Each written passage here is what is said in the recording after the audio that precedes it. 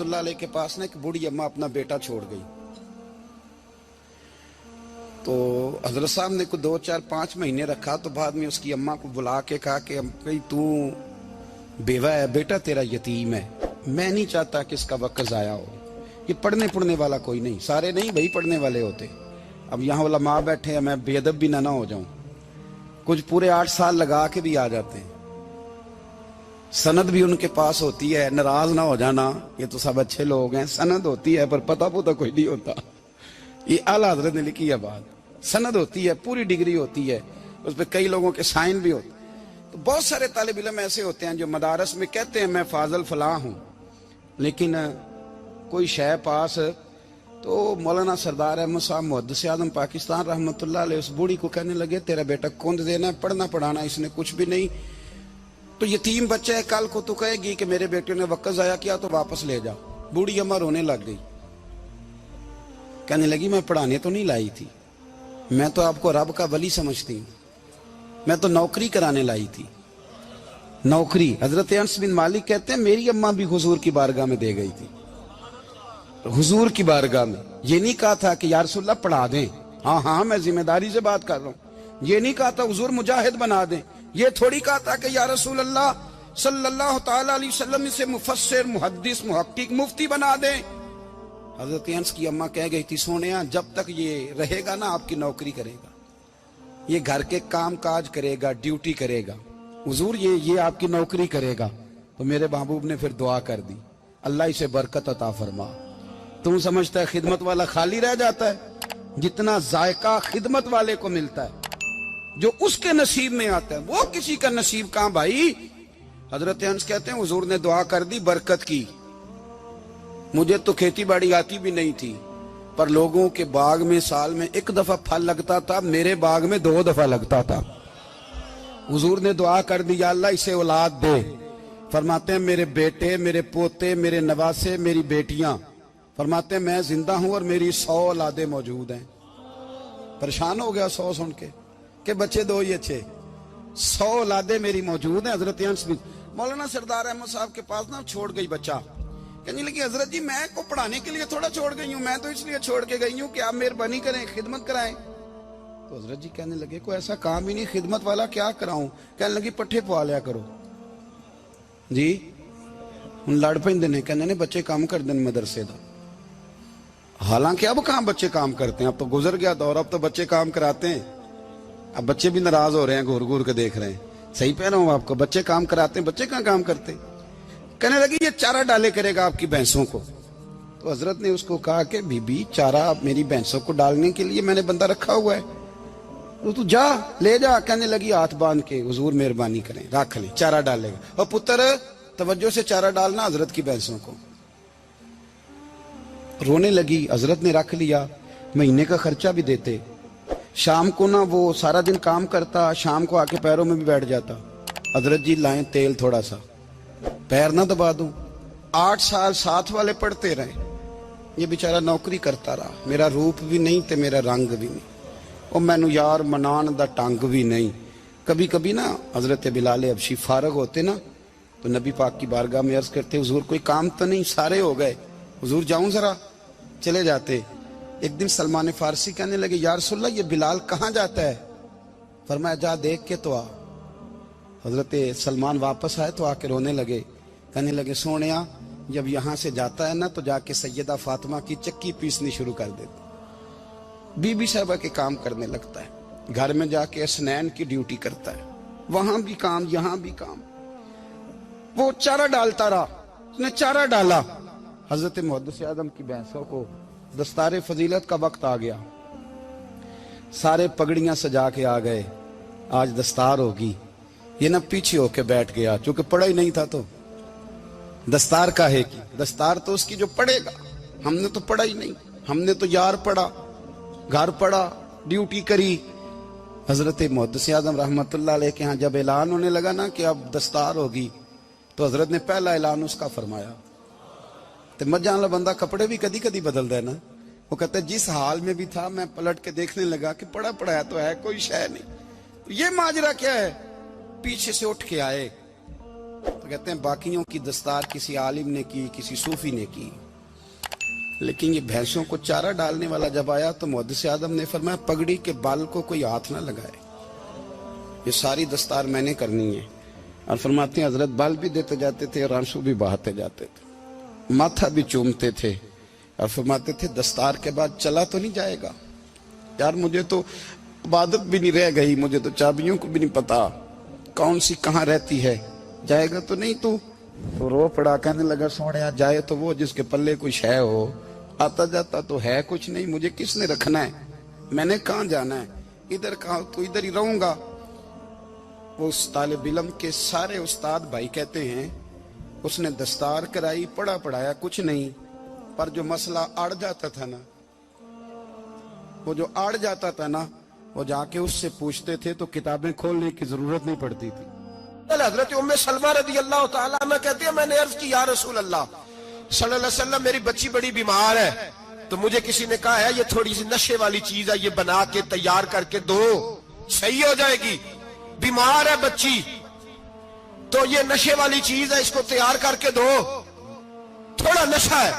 اگرچہ بعض, میں نے شروع میں کہا, بعض لوگ مریض کو, سخت مریض کو ایسی ادویات جو مجبوری بن جائے اس کی گنجائش اور اجازت دیتے ہیں. محتاط علماء تو اس میں بھی بہت ساری چیزیں پہلے بیان کرتے, لیکن اس نے کہا جی میرا نشہ دینا ہے شفا کے لیے. حضرت ام سلمہ کہتی ہے میرے نبی پاک نے میری طرف دیکھا, میری طرف, تو میں نے کہا یا رسول اللہ آپ کیا فرمانا چاہ رہے ہیں؟ تو نبی پاک نے فرمایا ام سلمہ کبھی ناپاک چیز میں بھی شفا ہوئی ہے, کبھی ناپاک چیز میں بھی, کبھی شراب اور خمر میں بھی شفا ہو سکتی ہے. شفا رب کریم نے رکھی ہے پر شہد کے اندر رکھی ہوئی ہے, شفا اللہ نے رکھی ہے قرآن مجید میں رکھی ہوئی ہے, تو اس میں بھی کبھی یہ حضور نے بیان کیا ہے کہ اس کے اندر شفا ہو سکتی, تو امت کتنی دلیری کرتی ہے جو یہ مشورے دیتی ہے کہ اس کے اندر نشہ ہے, شراب ہے, تو کھانسی چلی جائے گی تو فلانی بیماری چلی جائے گی. نہ آؤ ان چیزوں پہ, نہ اپنے ایمان کو خرابی دو, اور نہ ایسی باتیں کرو جس سے کہ ڈائریکٹ رسول اللہ صلی اللہ علیہ وسلم کے واضح ارشادات کی مخالفت ہو. میرے نبی پاک صلی اللہ علیہ وسلم نے فرمایا, اور پھر کچھ لوگ کہتے ہیں تھوڑی پی ہے جی. اب تو میں تجزیے میں پڑھ رہا تھا کہ ایسی شراب ایجاد ہو گئی ہے, لوگ شراب پیتے ہیں اور وہ مست بھی رہتے ہیں, کار بھی چلاتے رہتے ہیں, کہتے ہیں جی نہیں ہمارا ذہن معاف نہیں ہوا تو یہ والی صحیح ہے, نشہ نہیں لاتی. میرے نبی پاک صلی اللہ علیہ وسلم نے فرمایا جس چیز کی تھوڑی مقدار, زیادہ مقدار حرام ہے اس چیز کی تھوڑی مقدار بھی حرام ہے, جس کی زیادہ مقدار حرام ہے اس کی تھوڑی بھی. تو خمر اور شراب اگر فل پینا جائز نہیں تو تھوڑی پینا بھی جائز, یہ حرام ہے اور حرام تھی اور قیامت تک حرام ہی رہے گی. میرے نبی پاک صلی اللہ علیہ وسلم نے منع کیا اور حضور نے اظہار ناپسندیدگی فرمایا, اور میں 40 دن تو عبادت ہی قبول نہیں ہوتی شراب پینے والوں جب تک سچی توبہ نہ کرے. یہ لفظ جب ادا کرتا ہوں تو شرم سے میری زبان لڑکھڑاتی ہے کہ یار درباروں پہ بھی نشہ بکتا ہے. میں یہ بات کر رہا ہوں صوفیاء کا ترجمان, درباروں پہ, مزاروں پہ, اور سجادہ نشینوں تمہیں زمین نگل جائے, آسمان تمہیں لے اڑے, تم پر قہر نازل ہو, تم نے باپ دفن کر کے تو وہاں نشے کا اڈا بنا لیا, ماؤں سے بیٹے چھیننے لگے ہو, عورتوں کے سروں سے کپڑے چھیننے لگے ہو, سہاگ مارنے لگے ہو, بیٹیاں اور بیٹے یتیم کرنے لگے ہو, نشہ بیچتے ہو درباروں اور مزاروں پہ. یہ تماشا لگ گیا. آپ کیسے کروں یہ بات, پر کرنی پڑ رہی ہے, مجبوری ہے, یہ مضمون مکمل نہیں ہو سکتا. بند کر دیں وہ دربار, ہمیں نہیں چاہیے جن درباروں پہ نشہ بکتا ہے. میں ذمہ داری سے کہہ رہا ہوں, بات ریکارڈ ہو رہی ہے. جوتے کی نوک پہ وہ سجادہ نشین جو امت کو ڈرگز دیتا ہے, وہ سجادہ نشین کا ڈیرا نہیں, وہ گند کا اڈا ہے, وہاں سے فیض نہیں مل رہا, امت کی تباہی ہو رہی ہے. بتا دو, پھیلا دو, اس کو اعتراض کرنا ہے کرو. میرے رسول پاک سید عالم صلی اللہ تعالی علیہ وسلم کا دین ضروری ہے, کسی پیر کی سجادگی ضروری, بولیے سجادگی ضروری. بڑی ذمہ داری سے کہہ رہا ہوں اور نمائندگی کر رہا ہوں اپنی جماعت کی. نہ ہمارے بزرگوں نے کل اس کی حمایت کی تھی، نہ آج کرتے ہیں، نہ قیامت تک کریں گے۔ بند کر دیں وہ دربار اور مزار۔ بزرگ دنیا میں یہ کام کرنے آئے تھے، اور ہماری سوچ اتنی گر گئی ہے، اتنے ہم کمزور ہو گئے۔ کہتے ہیں جب اس کو چڑھ جاتی ہے تو پھر بڑی معرفت کی باتیں سناتا ہے۔ تجھے شرم نہیں آئی یہ لفظ کہتے ہوئے؟ اب نشئی تجھے معرفت سکھائے گا؟ اب تو شرابی سے، بھنگی چرسی سے دین سیکھے گا؟ کہتے ہیں اس نے پی ہوئی تھی، چڑھی ہوئی تھی، بات کر دی تو میرا کام بن گیا۔ اتنی گندی اور میلی سوچ صاحب ایمان کی ہوتی ہے، تو اب نشیوں سے جا کر دعائیں کرائے گا؟ سن، میرے نبی پاک صلی اللہ علیہ وسلم نے فرمایا جو شراب پی لے، نشہ کر لے، اس کی تو 40 دن تک عبادت رب قبول نہیں فرماتا۔ تو کہتا چڑھی ہوئی تھی تو اس نے دعا کر دی، تجھے شرم ہی نہیں آئی بات کرتے؟ حیا ہی نہیں کیا تو نے جملہ بولتے؟ یہ کوئی تصوف اور طریقت ہے؟ جاؤ اٹھا کے لے جاؤ۔ ایسی کوئی تصوف اور طریقت ہمیں نہیں چاہیے، ہمیں وہ والی طریقت چاہیے جس میں خدا کے قرآن کی بات ہوتی ہے اور محمد مصطفیٰ کے فرمان کی بات ہوتی ہے صلی اللہ علیہ وسلم۔ تو بھائی یاد رکھو، یہ کوئی طریقہ نہیں۔ ایک مزار ہے، مجھے ایک صاحب کہنے لگے آ جائیں یہاں بھی فاتحہ پڑھیں۔ میں نے کہا یہاں کیا ہے؟ کہنے لگے تھے تو بابا جی نشہ وشہ کرتے، پر اب سنا ہے لوگوں کی منتیں بڑی پوری ہوتی ہیں، مجھے جذبات بڑے کم آتے ہیں۔ میں نے اس آدمی کو گریبان سے پکڑ لی، میں کہ ادھر ہٹ، وہ تو نشہ کرتا تھا اور تو جاتا تھا، تیری یہ کیسے طاقت ہوئی؟ تو نے مجھے مشورہ دے دیا، تو ہمیں کمزور سمجھتا ہے؟ ہم کمزور ایمان کے لوگ ہیں، اور میں یہاں تجھے کہوں گا نہیں نہیں میں یہاں نہیں جاتا، میں وہاں جاتا ہوں۔ بالکل کوئی لگی لپٹی بات نہیں، کھری بات۔ تصوف وہ، دربار وہ جہاں قرآن پڑھا جائے اور رسول اللہ کی حدیث سکھائی جائے، باقی کوئی مطلب نہیں کسی قسم کا۔ میں داتا صاحب کبھی جاؤں نا جلسہ کرنے کسی کام سے، کسی تقریب میں، تو میں داتا صاحب کے مزار پہ نہیں جاتا۔ میں کہتا ہوں یار یہ جرانہ نہیں کہ بندہ کسی کام آیا تھا تو فاتحہ پڑھ لی، واپس چلو۔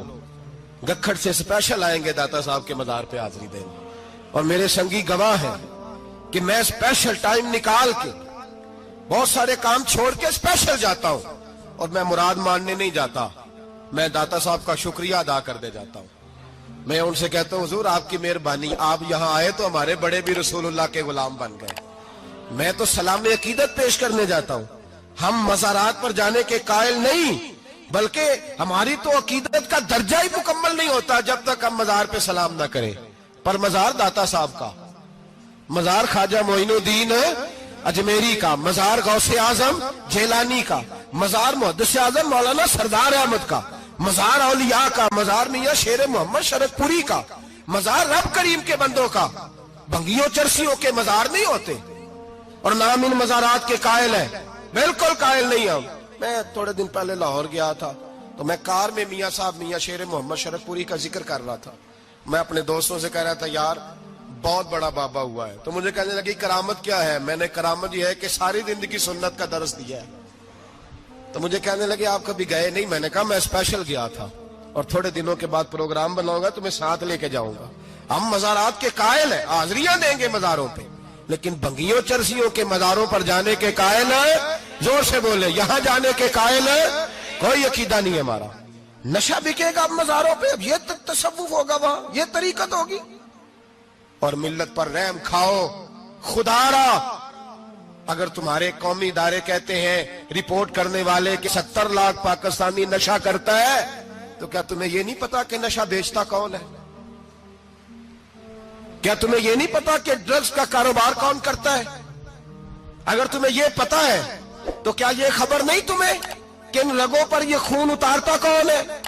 میں اپنے بزرگوں سے معذرت کے ساتھ، نشے کا آغاز، ناراض تو نہیں ہو جائیں گے بزرگ، نوجوانوں کو میں لتاڑ لیتا ہوں لیکن بزرگوں کی عزت کرنا سنت ہے، تو میں بزرگوں سے معذرت کے ساتھ یہ یوں سمجھ لیے خوگرے حمد سے تھوڑا سا گلا بھی سن لے۔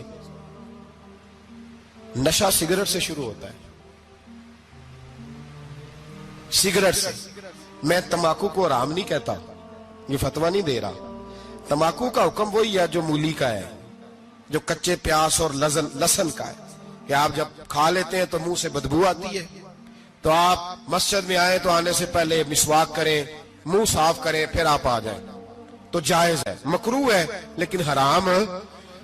لیکن تمباکو سے آگے جب حالات بڑھتے ہیں, تجزیہ نگاروں نے لکھا ہے کہ ہمارے پنجاب کے کچھ علاقوں میں اب سگریٹ سے نکال کے نا, پہلے بھی بھرتے تھے لوگ اس میں بڑا کچھ, اب پتہ ہے کہ نیا نشہ ایجاد کیا ہے, اب اس کے اندر چربی بھرتے ہیں اور چھپکلی کو مار کے سکھا کے خشک کر کے اس کو پیس کے وہ ساتھ نشے کے ملاتے ہیں, اور اس کا حال یہ ہوتا ہے کہ آدمی کو زیادہ نشہ ہوتا ہے, اور کہتے ہیں وہ اتنا گند ہے کہ وہ آدمی کسی کو دانت بھی لگائے گا تو وہ بندہ بھی بیمار ہو جائے گا. کیا یہاں لوگ اسپرٹ نہیں پیتے آپ کے ملک میں؟ اور ہم کبھی سڑک پہ جاتے ہیں تو نشئی کو دیکھ کے مذاق کرتے ہیں, دیکھنا میں ہارن لگاؤں گا تو گاڑی کے ہارن سے گر جائے گا, لیکن تجھے پتا نہیں کہ یہ کسی ماں کا بیٹا ہے, پتا نہیں کسی بیوی کا شوہر ہے.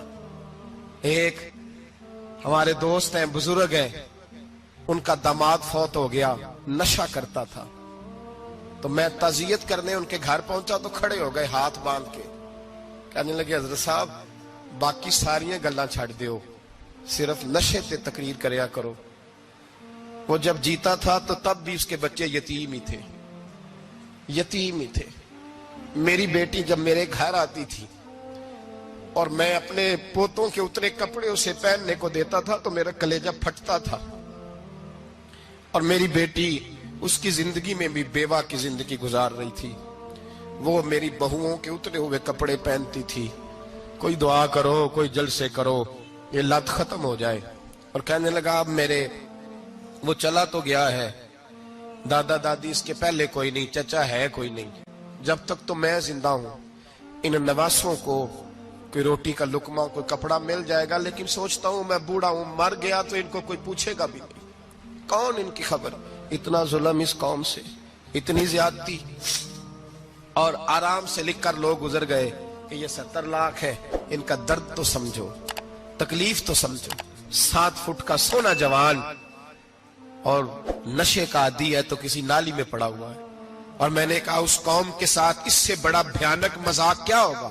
کوئی دانشور تھا بڑا ظالم, اس ظالم سے کوئی مشورہ لینے آیا, اس نے آ کے کہا تو بڑا ظالم ہے, بڑے کڑوے مشورے دیتا ہے, میرا ایک دشمن ہے, میں اس سے بدلہ لینا چاہتا ہوں, میرا دل کرتا ہے اس کا بچہ قتل کر دوں تاکہ وہ تڑپے.